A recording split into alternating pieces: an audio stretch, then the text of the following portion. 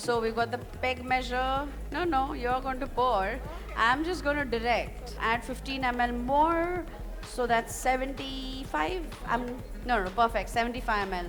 Blueberry preserve, which is what we're going to add to it. 1 spoon. Yes. Yes. Perfect. We are going to be adding a little bit of cherry bitters. So we have Bablui cherry bitters. Yeah, just 1 squeegee. That's it. Perfect. Yes. We need a little bit of cranberry juice. So no, it's okay for now. And when you do the mint, you put that in. Let's add 3-4 cubes of ice.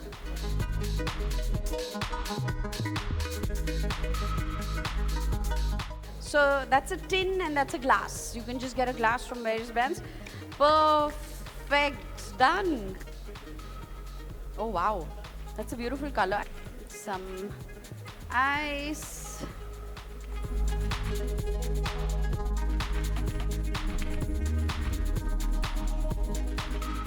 There you go. Cheers. And you've made the drink. Cheers. All you.